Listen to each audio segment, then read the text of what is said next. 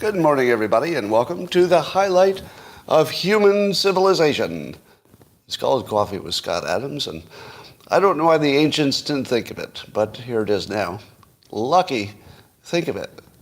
Millions of years of human evolution, and you happen to be alive at the same time as a simultaneous sip. If you'd like to participate, all you need is a cup or a mug or a glass, a tankard, chalice or stein, a canteen, jug or flask, a vessel of any kind. Fill it with your favorite liquid. I like coffee. And join me now for the unparalleled pleasure of the dopamine hit of the day. The thing that makes everything better is called the simultaneous sip. It happens now. Go.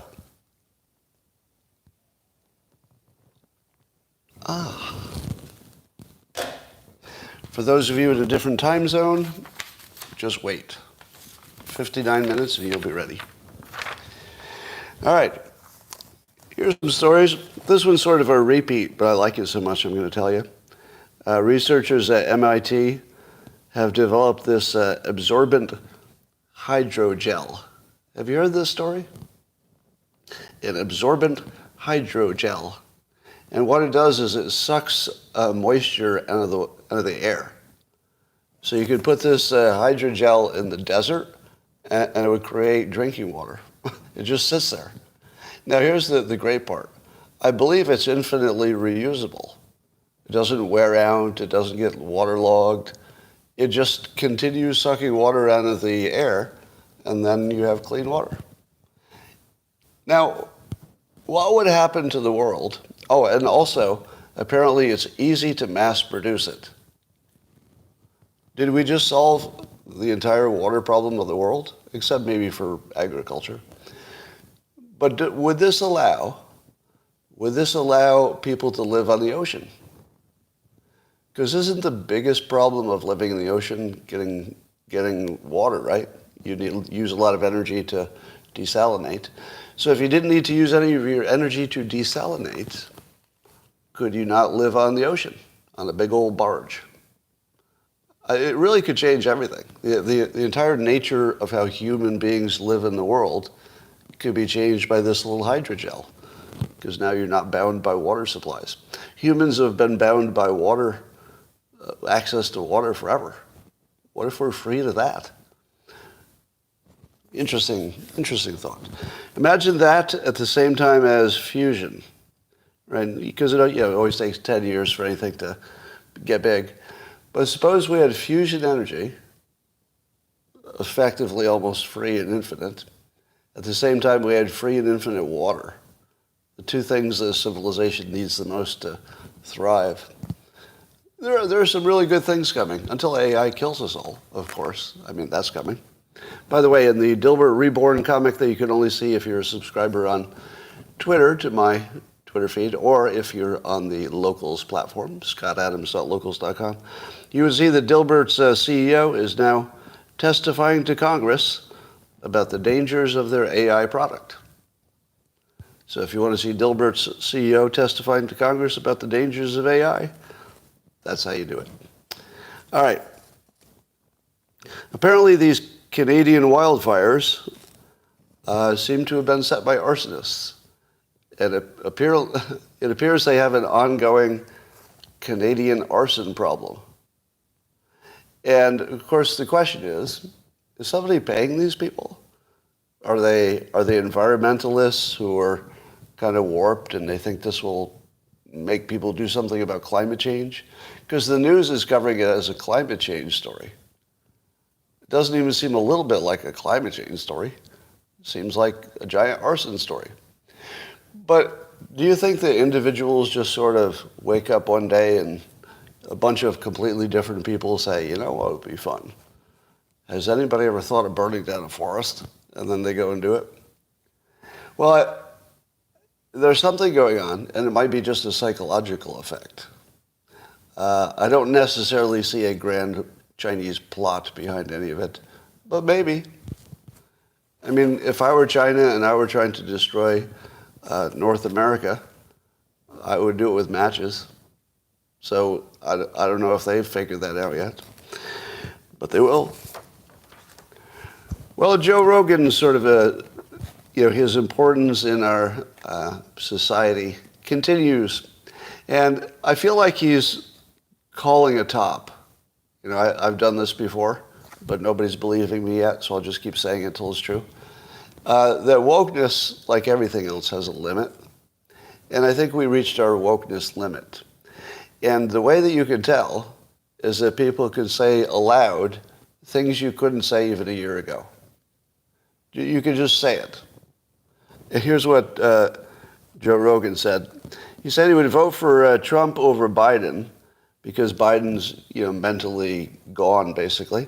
And Biden's cabinet is a, quote, fucking sideshow of diversity. It's people you wouldn't hire to run a Ben and Jerry's. Now, how long ago was it? Was it 1 year ago that you wouldn't see somebody like Joe Rogan say they would vote for Trump, first of all? Is that news? That feels like news. That he would say right out loud, no ambiguity, if it's those two, I'm going to vote for Trump, because one of them doesn't have a brain. I don't think you could say that a year ago. But he says it, without anything held back. But then he goes after the diversity hires in the cabinet. Is it only because he's Joe Rogan that he can say that? Could the rest of us say that diversity hires are destroying the country? By the way, I have no reason to believe they are. I don't have any special knowledge that these cabinet members are worse than other cabinet members. I mean, I always think cabinet members are just clowns anyway. Does anybody take cabinet members seriously? Maybe Secretary of State, then you're done, right? But don't we have a long history of putting political cronies in cabinet positions? I mean, is Pete Buttigieg the cabinet head of transportation because of all of his transportation experience, or is it just like it always is? That everybody's just getting their little rewards and stuff.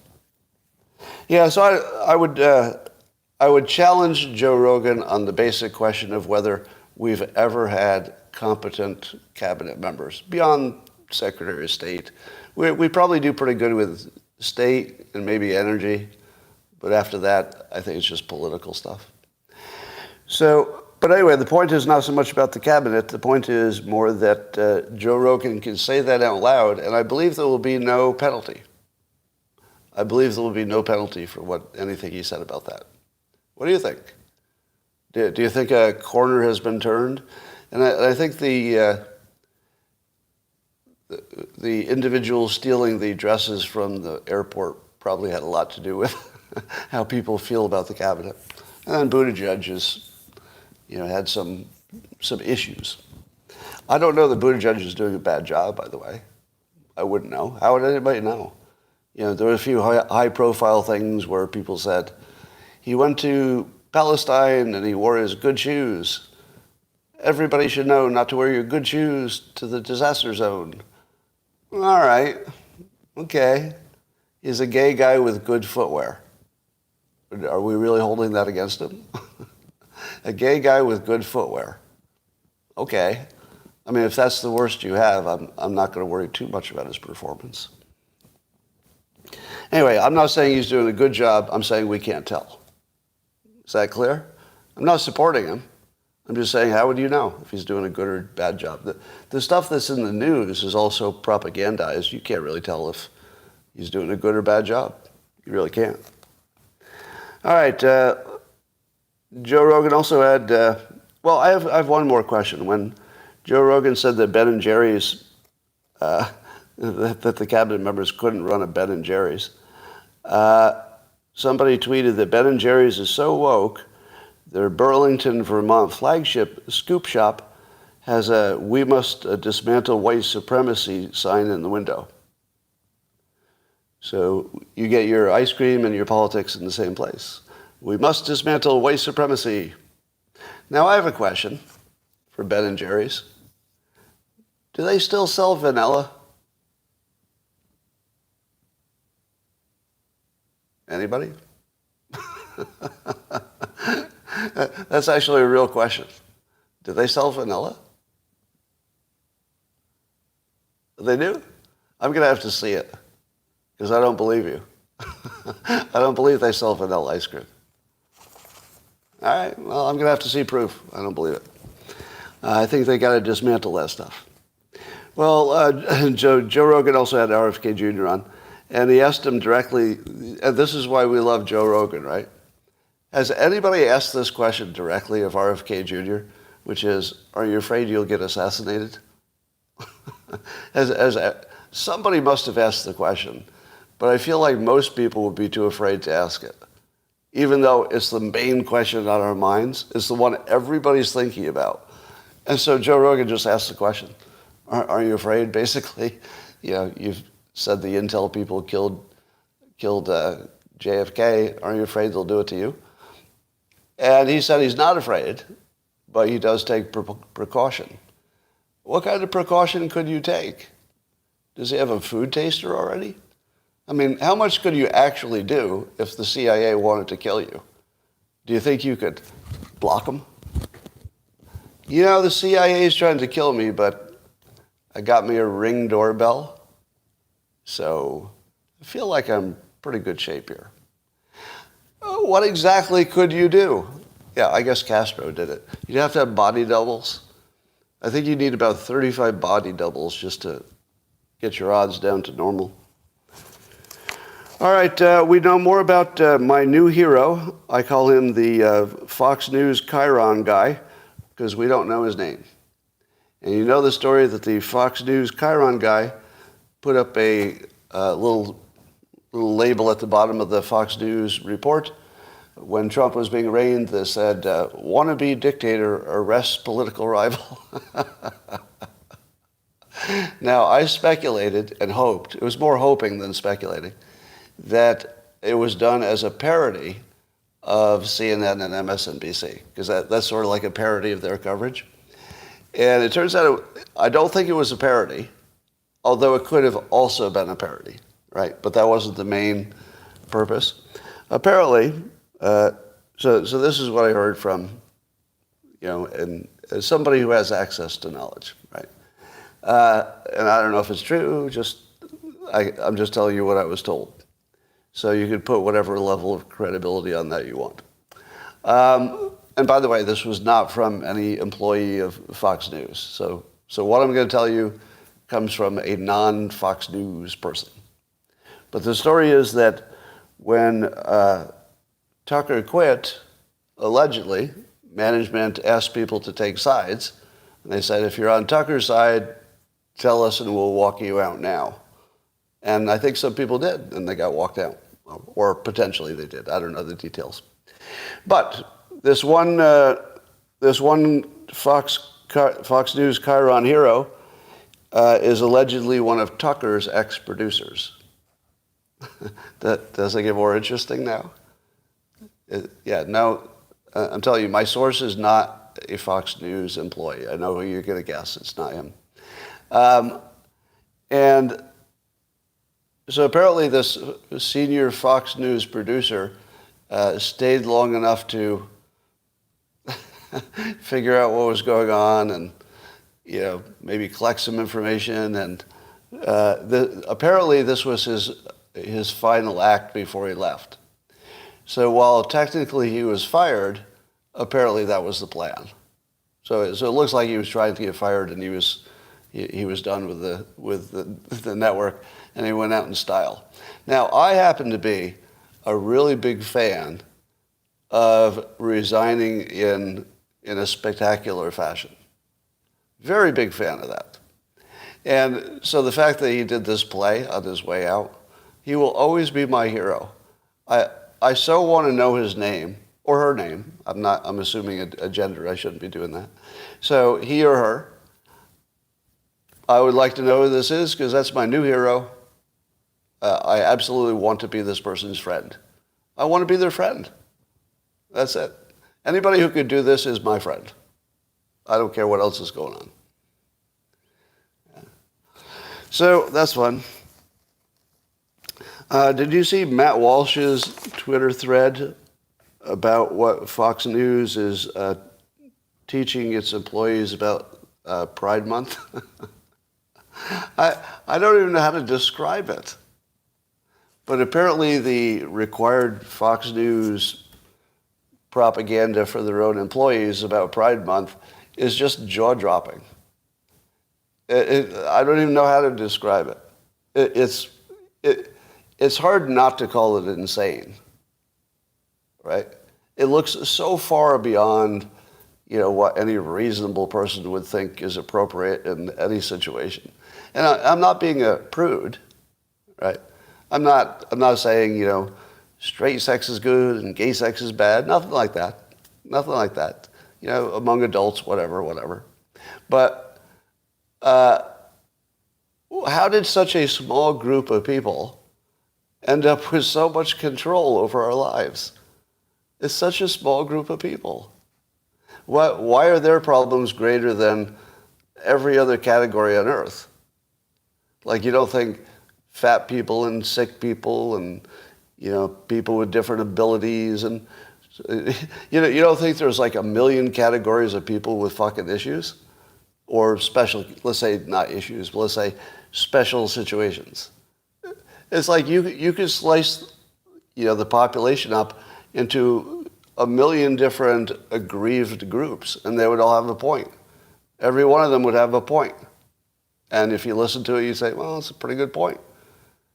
But why is one group the only one that we have to look at and care about and have a month? And how many months are there? So we know we got Black History Month, but I think we got that one honestly, wouldn't you say? Black History Month, there was slavery. Like, I feel like the country came on that one honestly, meaning, yeah, we should note that. You don't want to forget that. But Pride Month? And again, this is nothing against the LGBTQ community, which I am a big supporter of. I love my LGBTQs. But why does anybody need a month? Again, like I said, slavery is the special case. Well, it's an interesting situation, and no doubt we're reaching the peak of it. All right, here's a story that I swear to God is like Groundhog Day. Every time I think this story has already been reported, I learned that it wasn't exactly. Can anybody give me a Groundhog Day kind of a clarification here? How many times have we been told that we found out that the lab leak, that the virus really did come from the Wuhan lab? Am I wrong that every few months I wake up to the same story, as if we didn't know, but now we just learned it? I thought we didn't know and then just learned it at least 6 different times. How many times do we have to pretend we didn't know and then just found out, and now there's another one? Now this is the worst of all, right? And I think Matt Taibbi and Michael Schellenberger are on this case, doing the research, and another person whose name I tragically forget.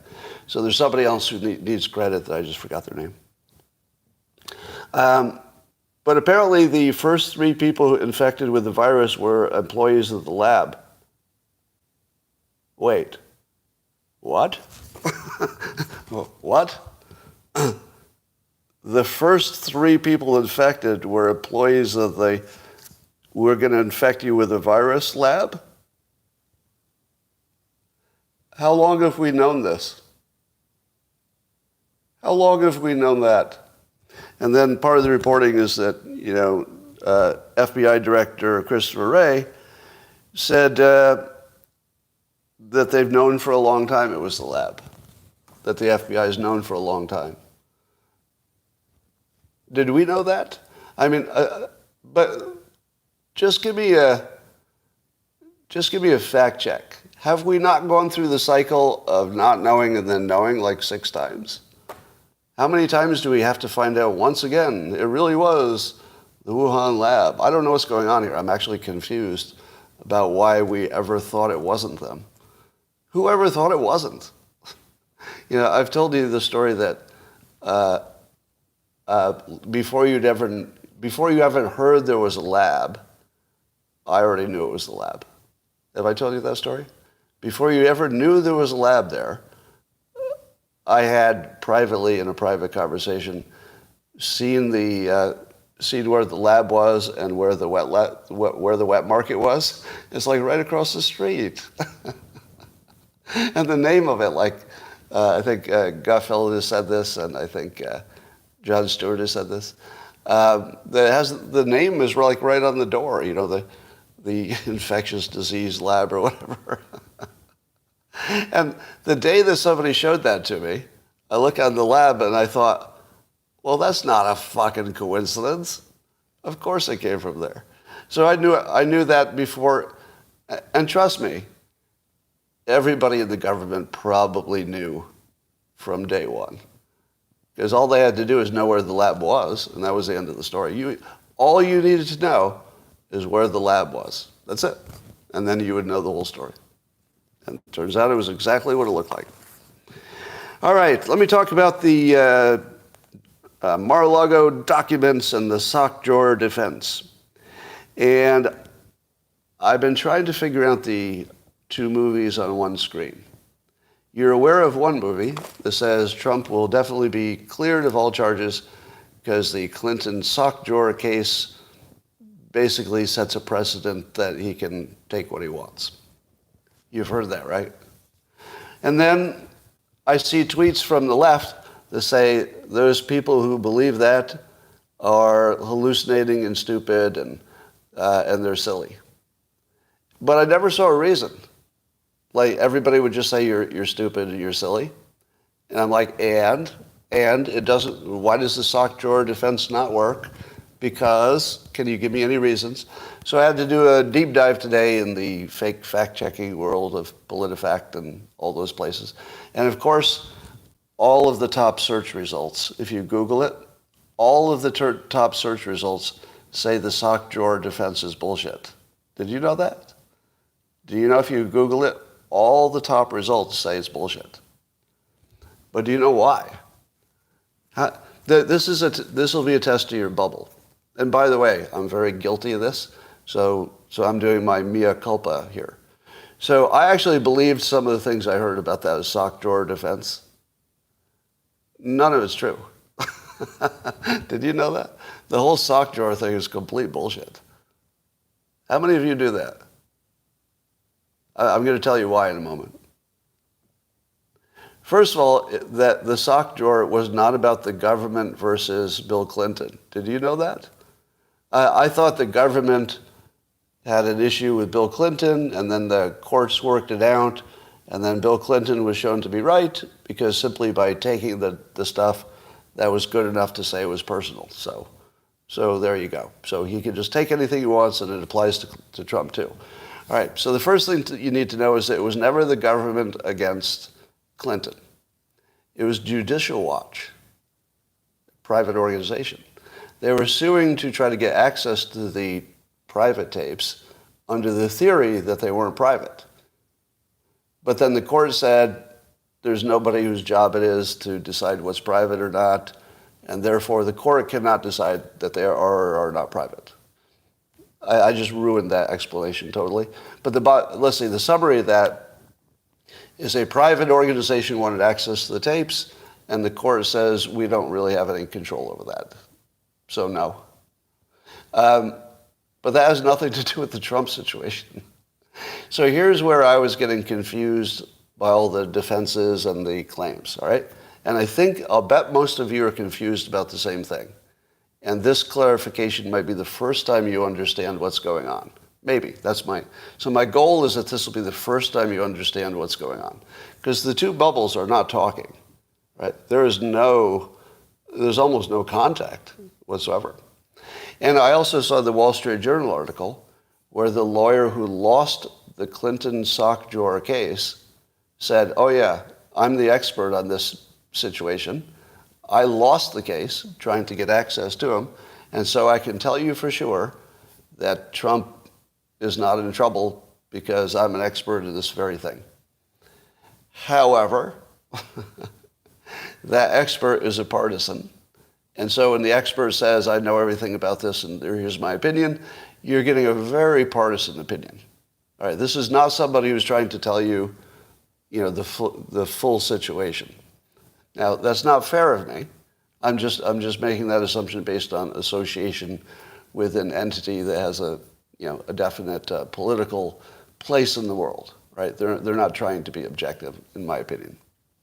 They have more of a political agenda. So here's the big clarification. There are two issues, not one. One issue is, how does a president declare that something is personal? Personal is different than confidential. So there are two paths, and this is why we're confused. One path is about what is classified, and how do you make it unclassified? That is a separate question from what is personal. Does that make sense? So the standard for the sock drawer case was about what was personal. It was about what was personal. The Clinton situation is about what was classified. Those are not the same. So a sock drawer case gives you, not only does it give you no precedent, but apparently from a legal standpoint, it's not a binding precedent, if binding is the right word. It's not a precedent that any court needs to look at. Nobody needs to look at that as a precedent. So there is no precedent that has any legal weight. There is just something that happened, which is different. And so here's what I think is the fact of it. A president can all right, so here's my best understanding. A president can make any document unclassified, but not personal. So Trump does have the right, I believe, to declassify anything, because he's the president, and that his argument might be, and I think this would be the better part of the argument, that the act of removing it is a clear indication of declassification. Now, he might win that and he might not, but I think that's a strong argument, that the mere removing of them is a clear intention to declassify. I don't know, maybe a jury buys that, maybe not, but I can't see 12 people not agreeing. I mean, it might be a mixed jury, but I can't see 12 people saying, no, he doesn't have that capability or right.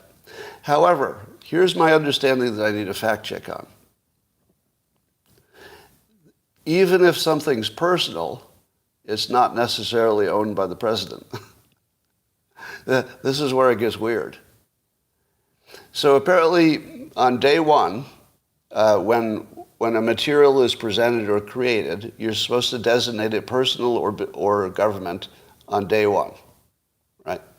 So if you do that, everything goes well, and there's no problem later. On day one, we said this was personal. We filled out the form. It's been personal from day one. So then that's fine. You can keep that. But what if there's something that didn't get classified that way as personal, and then later on, the president wants to claim it as personal because, hey, just look at it. Just look at it. These are obviously personal, right? So then who gets to decide? Well, the question, I think Judicial Watch wanted the courts to decide, and the courts basically said that's not their job, and there's no standard for that. So I think I'm butchering the legal descriptions here, so you should all know that that's the case. But the basic idea here is, don't confuse a president's ability to make something a personal document, which I don't think they have the right. I don't think the president can just say after the fact it's personal, but there is also nobody else who can do it. Isn't that weird? It's just a black hole. If you don't do it on day one, there's nobody's job it is later to say, oh, this was wrong, this was actually personal. So I think what we have here, which makes me think that Trump will not have any prison time for this, I think what we have here is a situation sufficiently complicated that a jury is going to have a tough time with it. And if the jury has a tough time with it, I don't know how they find guilty, because it would just be too hard to hold it in their heads. There's just too many variables here. Yeah. So I don't know what's going to happen, but to me it looks like it's a big old confusing case, as opposed to something where Trump was doing something illegal. It looks like just confusion over who had rights, and if that's all it is, I don't think people go to prison for that. So my overall feeling is that the legal system will not put him in jail, but I could be surprised. All right, Peggy Noonan's writing about Trump, making sure that we buy into the summer hoax. Now, the summer hoax is that somehow we magically know that the documents in those boxes are not just classified, which is the one part we do know, but dangerous to the country. Now, nobody's claiming that any of that information got out in any way that was dangerous. So there's no victim. They still have to make it look like it's terrible after the fact when there's no victim. Now, if you were talking about it before these documents had been secured, and you said, oh, we've got all these maybe sensitive documents that are unsecured, I would say, act right away. Let's do something to secure those documents. Who did that? Who is to blame? But it's already over. The documents are secured. There's no risk now. And apparently there was no exposure then. So there's no alleged victim whatsoever. But they've got to make this the biggest story of the summer because it's all they got. So Peggy Noonan writes this piece in the Wall Street Journal to try to make that case. And in her own writing, she referenced something she'd said in the past about Trump and entering the Weimar Republic phase. That's right, a Hitler reference. So here's a person who is writing an article which you are supposed to gain some wisdom and insight by reading her opinion. And you know that before you even hear the opinion about the documents, that she has at one time gone full Hitler in her understanding of Trump. Now, is there anything else you need to listen to from this individual? I think that's completely disqualifying. If you've ever referred to Trump like in a serious way as, oh, Weimar Republic, next Hitler, dictator, authoritarian, it's just disqualifying. Because you know at that point that they're not even trying. They're not even trying to be useful or helpful. So she goes on with a bunch of twaddle about how dangerous these documents might be that we've never seen. Here's a sentence from her. You can't get more serious, more breathtaking on a charge against a former president. The documents have to do with the most essential of our security interests. They're about how we keep our country safe from military attack. Are they? Are they, Peggy? Which ones did you get to read? Yeah? Which ones did you get to read? Because I didn't get to read any of them. And I don't believe that they're important or sensitive or that they matter at all. Do I believe that one of them might reference an attack plan on another country? Sure. Maybe. Maybe. Do I think that that attack plan would actually make a difference to anybody if they saw it? What do you think an executive level attack plan looks like? Let's say it's Iran. We don't know that, but let's say it is. Let's say it was an attack plan for Iran. Do you think Iran would learn anything from that? The executive summary of the attack plan? Well, the first wave would be an air attack and we'd use all our good weapons and missiles. Because they didn't know that. They didn't know that we first would do an air attack with missiles and try to do it from a distance. And they didn't see that coming. No, they didn't see that our intel in the country to, arm them. Never saw that coming. What could possibly be in an Iran attack document that Iran would not consider completely obvious?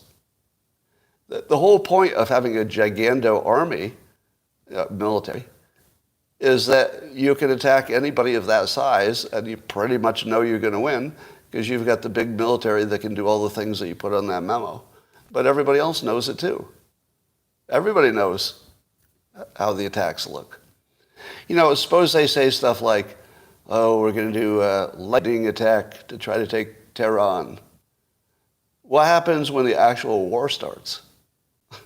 Because the other thing that we know is that war plans only last until the first shot, and then you have to alter.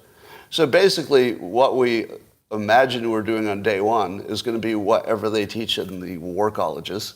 It's going to be like all the obvious attack stuff. And then that would be infinitely tweaked if any real war happened. So what is it that Iran would learn from that? Probably nothing. Probably nothing. Because like I said, it would be an executive summary. What would the president be seeing? Is he going to see a list of our assets? Is he going to see we will put X number of tanks into the theater or whatever? We wouldn't. I don't think we'd use tanks. But I don't know. I just can't imagine what it would be that it wouldn't make any difference. So is it serious and breathtaking? Does it talk about U.S. nuclear programs? Oh, no. Oh, no. All right, here's one. When it talks about the U.S. nuclear program, did they say weapons? Have you ever once asked yourself this question? All the reporting I see is about our, quote, nuclear program. How do you know that means weapons? Couldn't it be that we plan to build a bunch of nuclear reactors if we can? Yeah. Why doesn't it mean energy? I don't know. I mean, it could. Are you telling me that there's no chance that it could just be about nuclear energy? It might be. Yeah. Now, I think it's more likely that it's about nuclear weapons, of course. But we don't know anything. About potential vulnerabilities of the U.S. Really? Do you think somebody gave the president a document about our potential vulnerabilities and he took it with him? I don't believe that. Not intentionally. Like a document that if our enemies saw it, they could destroy our country? You think he just threw that in the box with the other stuff? I don't think so. I mean, I get that it's potentially true, but it doesn't seem likely. And plans for possible retaliation, again, which would be totally generic in my opinion. All right. So we've seen this movie before. So here's how the movie plays. We're going to spend all summer long, because it's a slow news summer. It's always slow news.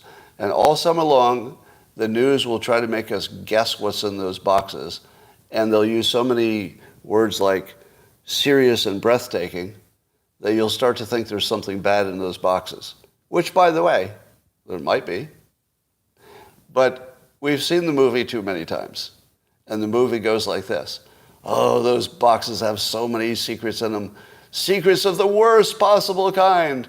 All right, maybe there are not a lot of secrets, but there's at least 2 or 3 really bad. Okay, not 2 or 3 secrets, but one of those things in there was really, okay, it wasn't what you thought it was.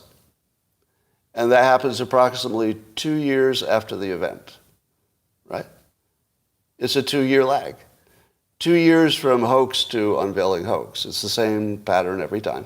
So all that matters is they can spend the entire summer talking about the things you can't see. And if you could see the things you can't see, boy, would you feel bad. Whoa, would you hate Trump if you could see the things that nobody can see. Right? Now, if you could see the things that you can see, Trump looks pretty good, compared to Biden. But if you could see the things you can't see, can we agree that if you could see the things we can't see, you'd be seeing some stuff? Oh, what you would be seeing if you couldn't see the things you could see. But the things you can see look fine. But oh, those things you can't see. All right, Ukraine is turning into a joke. All the news is bullshit. I think one of the generals said that all those pictures of destroyed Ukrainian tanks are this. He thinks it might be the same group of 5 tanks that they photographed from different angles. Now, I don't think that's quite true, but obviously some of that is going on, right? So, some exaggeration of losses on both sides. But have you seen the map of how much land has changed hands since the offensive started, the counteroffensive? None. Basically none. So the entire counteroffensive, which is definitely, oh yeah, it's losing a lot of men, but they're making sure but slow progress. And then today I learned it might take several months of probing the defenses before they find the place they break through. Sure, that's convenient. It's going to take you several months probing those defenses until you find the place you can break through. Oh, Nancy Dill. Let me take care of Nancy. Nancy, you fell for the 4chan hoax. You poor, poor, stupid cunt. You fell for the 4chan hoax about me and my pandemic opinions. You poor girl. Poor girl. Can we all say, poor Nancy Dill? She believes anything. So gullible. You're so gullible. You're adorable. So Nancy's my new mascot. We're going to call her Clot Dill, Mrs. Clot, and continue on. All right, that probably got me demonetized. Totally worth it. You know my opinion about the Ukraine war, that it's really just a big negotiation at this point, because there's not much land that's going to change hands, and they just need to beat each other up until somebody's willing to talk peace. So I looked on CNN today looking for news, and I read all over the top and everything, and there wasn't any news. I mean, there were headlines, but none of it looked like news of any importance to anybody, because it's summer, right? It's not really their fault, it's just summer, and there's not much news. But there was one headline that looked like it was news. And the headline was something about along the lines of Putin was looking for any way out of the Ukraine situation. Now, that would be an interesting story, wouldn't it? Because that would sort of suggest he's ready to negotiate, which would be the biggest story there is. So I clicked on that link that said that Putin, might be open to anything to end the war. And after I clicked on the link, it went to a different story. The only thing on the CNN page that I thought was interesting, that was worth clicking on, it was a bad link. True story. It was the only thing that looked interesting, and it was a bad link. It went to the wrong story. So that's all you need to know about CNN's news-gathering ability. Well, we almost had a story, but we couldn't get the link. All right, I had a little incident in Starbucks yesterday. Some of you watched my live stream yesterday. You know that I'd been up the night before with food poisoning and hadn't slept all night. And sometimes my temper is not as easily controllable if I haven't slept. It's a thing. So I was in Starbucks, and I thought I might have just enough energy to do, a good solid hour of work today, creative work. And I have like 5 deadlines at the moment because I'm trying to put together 2 books, a new one and a reissue, trying to get audiobooks done. I've got, the local stuff. I've got this. I get twice a day. So I have something like 5 deadlines a day, roughly speaking. And I go into Starbucks, tired and cranky. I sit down, and there's only 3 people in the Starbucks, customers. All 3 of us have laptops. Clearly, we all came there to work. Guy behind me pulls out his cell phone and starts making a call. No problem. People make phone calls from Starbucks all the time. And it's usually something like, I'll be home in 15 minutes, or did you get my email? Right. This guy decides to make a very long and what was obviously going to be a lengthy, loud phone call right behind me in a place with only 3 people. And it's me on my laptop, obviously trying to work, and he's doing the phone call. So the first thing I say to myself is, well, there's no law that says he can't do that, right? There's no sign, there's no guideline. So it's just my problem. Right? It's just something bothering me. It's not about him, I'm telling myself. And I tried to work, and I couldn't even see the laptop because my vision started turning red because I was getting more and more angry. And I was saying this I did a live stream from the man cave last night, so I said some of this. I first did the 3 look around technique, which I'm going to model for you. Some of you have seen it. So he was behind me, but facing my direction. So the first look around, you just keep a neutral expression. Like maybe you were just looking for something else. And then the point of that is that he would think, oh, is this guy looking at me because I'm on my phone? But there would be some ambiguity there, because maybe I was just looking at something else. But maybe on his own, he would think, oh, shoot, he might have been looking at me because I'm on my phone. I'll better make this short. But that didn't make any difference. He was clearly engaged in a long phone call. So then I had to do the second look around. And the second look around, you add a little attitude. So that one looks like this.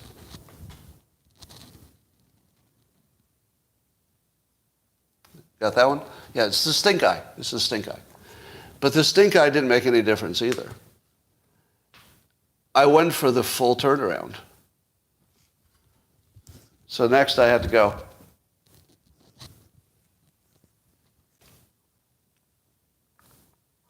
Full turnaround, no difference. Just continued with this phone call. So now I said to myself, well, I'm not going to make a thing about this. I'm just going to pack up my laptop and call it a day, and I'm just going to write the day off, and literally I'm going to go back to bed. Because this is not a fight I need. It's not like I'm some kind of Karen, It's not like I'm going to cause a scene in a public place. So as I was packing up my laptop, I was feeling my willpower and self-control. If you imagine it starting at 100%, it already was down to about 75%. But that's plenty. And that's a lot of willpower, 75%, no problem. But as I was getting ready to gather up my garbage to throw it away, I feel it crossed the 50% threshold, and I still wasn't gone.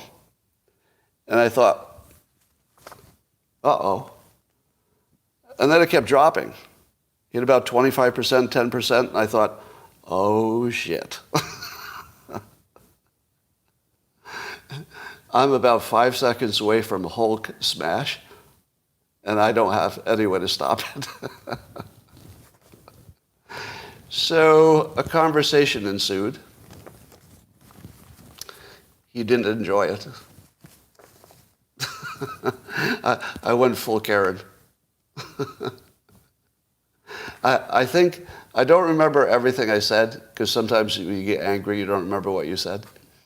But I do remember this part, and it went like this. Of this entire neighborhood, there is only one place you shouldn't be making that phone call. Right there, right where you are. This is the only place you should not be doing that. But he told me that was my opinion. Now, I tweeted about it because I wanted to see other people's opinions. I was wondering if other people would say, hey, live and let live. There's no rule against making a phone call. But here's my take on this. And of course, I've owned a couple of restaurants, so I'm triggered by cell phones in restaurants. There is no situation where using your phone where other people are in a social situation is okay. It's not okay in the movie theater. It's not okay in the restaurant. I understand that two people do make phone calls more often as Starbucks. I get that. But like I said, short ones. Short ones. No problem at all, right? But if you get on there and you stay on there, either you don't understand how much annoying that is. Somebody tried to tell me that the problem was on my end, because it really was just an opinion of who was right and who was wrong. To which I say, really, would fingernails on a chalkboard be my opinion that it bothers me? Is that an opinion?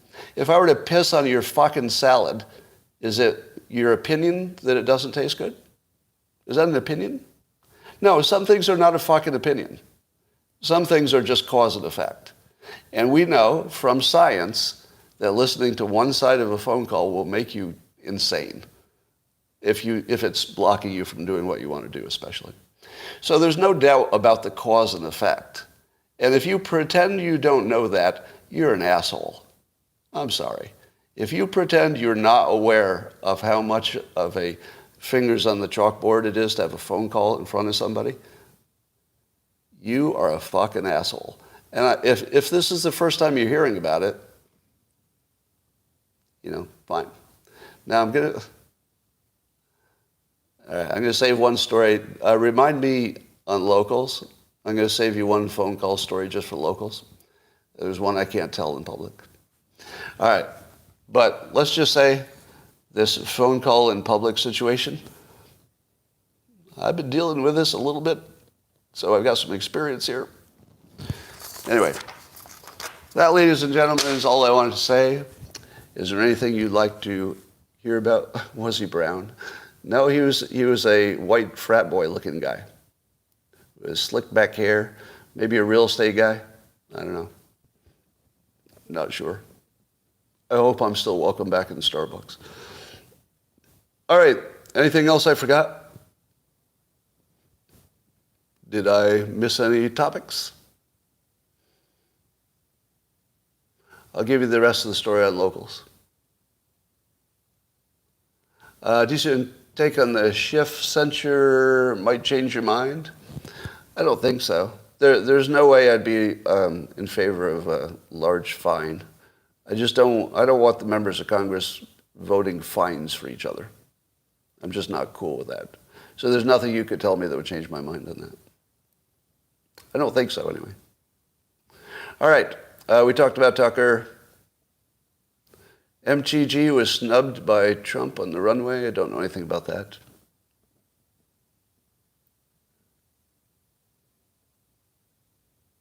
I don't mind people who talk too loud in a restaurant. That doesn't bother me too much. I understand why it bothers other people, but personally it doesn't bother me too much. All right. Did he know it was me? Oh, that's a good question. I'm going to say not, because when people know my job, they treat me differently. So he definitely treated me like a Starbucks patron. All right. That's all I got now, and I will talk to you, YouTube, tomorrow. Thanks for joining. The best live stream ever.